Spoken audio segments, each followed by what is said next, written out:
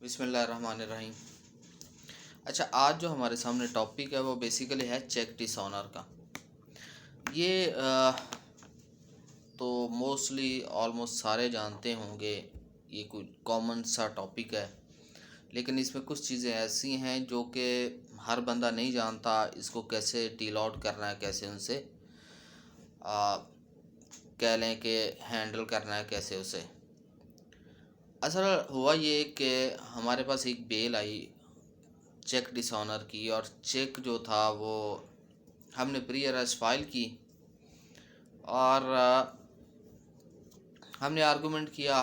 बंदी की प्ली ये थी कि मैंने ये चेक इन्हें इशू ही नहीं किया। और दूसरी जो हमारी मेजर ग्राउंड ये थी कि जो एफआईआर हुई थी वो डिसऑनर के ऑलमोस्ट 2 साल 3 माह के बाद हुई थी, जो कि एक बहुत ही फैटल किस्म का मैटर माना जाता है कि इतना डिले एक डिसऑनर चेक पे।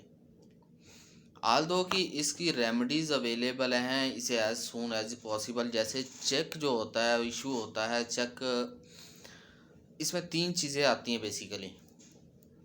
एक तो चेक कब जमा होगा, कब से कब तक उसकी लाइफ होगी। नंबर जो 2 है वो ये होगा कि चेक जो है अगर डिसऑनर हो गया तो विद इन टाइम स्पैन के आप एफआईआर करवा सकते हैं।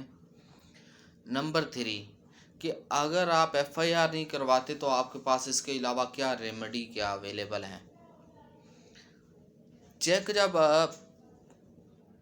जो चेक जो है वो चाहे गारंटी चेक हो, ये इसके हवाले से भी बहुत बड़ा ये कन्फ्यूजन पाई जाती है कि जनाब आप ये कह दें जाके इट्स अ गारंटी चेक, तो आप उससे बच सकते हैं उस एफआईआर से। तो ये एक कह लें कि ऐसा एनिग्मा था जिसे ख़त्म कर दिया गया है अब, कि भाई अगर चेक अनलेस अनटिल के उसकी बैक पे स्पेसिफिकली लिखा जाए कि it's a guarantee cheque, then it will be consider as a guarantee cheque. लेकिन अगर नहीं तो then it's will be consider as a regular cheque, चाहे वो बेरर हो, चाहे बाय नेम हो, चाहे क्रॉस चेक हो, तो उसे इशू नहीं होता।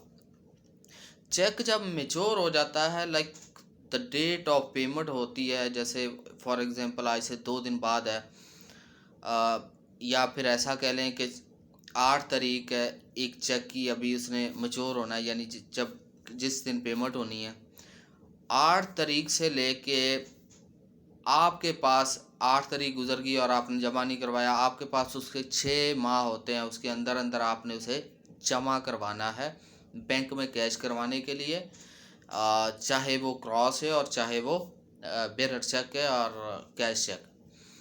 तो जब 6 माह के अंदर आप नहीं करवाते तो वो एक तो वो स्टेल हो जाता है, और स्टेल चेक की कोई वैल्यू नहीं होती, ना उस पर आप क्लेम कर सकते हैं, ना उस पर बेसिकली इस पे आम लफ्ज़ों में कह लें कैवियट टेम्पटर का हमारे यहाँ रूल होता है। आल दो कि वो इस पे नहीं अप्लाई होता, लेकिन जनरल समझाने के लिए मिस्त्री होशियारबाजी से आप बोल दें तो ये अपने राइट का खुद ख्याल करना पड़ता है। ओपन आई होनी चाहिए अपने राइट्स पे। तो अगर वो हो गया स्टेल तो फिर आपको सारा का सारा ख़त्म, फिर आपके पास सिर्फ एक चीज़ बच जाती है, वो बचती है ऑर्डर 37 का दावा, जो आप डिस्ट्रिक्ट कोर्ट में करते हैं। ये एक इसका तरीका है। आल्दो कि ये ज़रूरी नहीं है कि स्टेल हो जाए या फिर कोई और मामला हो जाए तभी आप करें। आप डिसऑनर हो जाए या उससे पहले भी, लाइक जब आपने 8 तारीख के बाद जमा करवाया, स्टेल हो गया, नहीं कैश हुआ, तो आप ऑर्डर 37 में डायरेक्ट जा सकते हैं।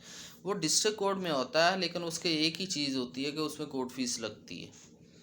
आल दो दूसरी साइड पे जब हम जाते हैं एफआईआर के लिए 489F की, तो वो एक प्रोसीजर है, प्रोसीजर लंबा है। लाइक आपने एप्लीकेशन दी, मोस्टली एफआईआर पे ऑर्डर भी नहीं होते, वो फिर हमें यहाँ से डायरेक्शन लेनी पड़ती है, और उसके बाद एफआईआर होती है, फिर एक लंबा प्रोसीजर है कि बेल्स होगी, चलान हो गया, ये वो। ऑर्डर 37 सबसे आसान जो होता है 37 का हमारे सीपीसी का, वो ये कि आपने सिर्फ एक प्रेजेंटेशन देनी है, एक दावा करना है विद कोर्ट फीस कि मैंने ये पैसे लेने हैं और उन्होंने एक नोटिस देना, उसका एक नोटिस देना, उस नोटिस के साथ इनके अंदर लीव टू डिफेंड आएगा, लीव टू डिफेंड, और लीव टू डिफेंड के साथ ही जवाब भी होता है। अगर लीव टू डिफेंड जो रिस्पोंडेंट की या चेक इशू करने वाले की एक्सेप्ट हो जाए तो फिर वो जवाब देता है और अगली पे आर्गुमेंट करके केस फारग, और अगर नहीं होती तो वो case on the spot degree हो जाता है। अगर लीव टू डिफेंड कोर्ट को लगता है कि ये आ, इसने इशू किया था टेंटेटिव असेसमेंट में, वो समरी ट्रायल होता है थ्रू 60 का, then it will be decided, no need to be further inquiry, summary trial में इसे बोलते हैं। लेकिन दूसरी तरफ आ जाता है जब चेक हम ये सारा कुछ करके, ये याद रखिएगा कि गारंटी चेक के लिए ये लाजम है कि चेक के ऊपर गारंटी चेक लिखा हो और it date is acceptable as a plea कि ये गारंटी चेक है। अगर नहीं लिखा तो फिर कोई नहीं है। और लिमिट्स क्या है, पेमेंट्स क्या होगी, व्हाट्सएवर, वो तो एक सेपरेट मैटर है। चेक वो 10,000 का है या 10 करोड़ का है तो चेक है, ठीक है। हाँ, थोड़ा फ़र्क किस चीज़ में पड़ जाता है, बेल्स, अगर अरेस्ट है तो उसमें जल्दी बेल्स का, कभी वो प्रोहिबिटरी क्लॉज में भी उसे ले जाते हैं अमाउंट ज़्यादा हो तो, ऑल्दो के नहीं फॉल करता प्रोहिबिटरी क्लॉज में, लेकिन अमाउंट ज़्यादा हो तो वो उसे डिनाइल भी हो जाता है। और जब बहुत ज़्यादा अमाउंट हो तो फिर हम यही सजेशन करते हैं कि हमें ये बेल मिलेगी हाई कोर्ट से, इससे नीचे नहीं। तो चेक के ये जो इंस्ट्रूमेंट है, आपका इंस्ट्रूमेंट एक्ट है 1881 का, उसके अंदर चाहे वो प्रो नोट हो, चेक हो या आपका और कोई इंस्ट्रूमेंट हो, तो आप उसके ऊपर ऑर्डर 37 का दावा कर सकते हैं। और चेक के ऊपर 489 सिर्फ होता है, बाकी दोनों के ऊपर वो ऑर्डर 37 का ही दावा होना है, चाहे जो मर्जी हो जाए, ठीक है। अब ये इबहाम ये पाया जाता है कि असल क्वेश्चन ये कि एक तो आपका जब डिसऑनर होगा चेक, तो आप विद इन पॉसिबल टाइम आप एफआईआर करवाएंगे। अगर ऑर्डर 37 में जाना है तो वो भी ओपन पड़ा, दोनों पैरेलल भी चल सकती है, ज़रूरी नहीं है कि आप एफआईआर करवा ली तो उधर नहीं जा सकते, आप दोनों करवा सकते हैं, इकट्ठी भी चल सकती हैं, एक चीज़। दूसरी चीज़, फैटल यहाँ पे आ जाता है, जैसे हमारे उस केस में हुआ कि हमने आर्गुमेंट किया कि ऑलमोस्ट 2 साल से ऊपर के वो है इसका टाइम पीरियड के इन्होंने एफआईआर नहीं करवाई, तब वहाँ पे हमें बेनिफिट मिला और हमें बेल मिली, प्री अरेस्ट बेल मिली ऑलमोस्ट कोई था 39 लाख समथिंग का कुछ चेक था, तो उसके बेस पे मिल गई।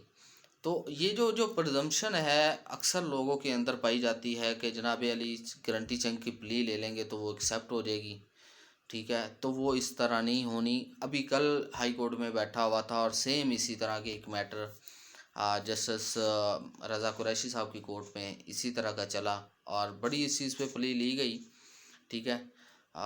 ऑर्डर 37 व्हाट्सएवर जो कुछ भी था, तो लेकिन वो प्ली नहीं मानेगी और नीचे भी नहीं अब मानते, बेल स्टेज पे नहीं मानी जाती, हालांकि tentative assessment in post arrest bell होती है, वहाँ पे भी नहीं मानी जाती। तो ये याद रखें कि आपको जब चेक देना है तो उस पर गारंटी चेक लाजम लिखें, अगर वो गारंटी चेक है, अदरवाइज़ वो एक्सेप्टेबल नहीं होगा। और दूसरी साइड पे आपके पास राइट हैं, ऑर्डर 37 भी पड़ा हुआ है और आपका 489F भी पड़ा हुआ है, और as soon as possible FIR करवाएं अगर आपकी कोई ज़रूरत है।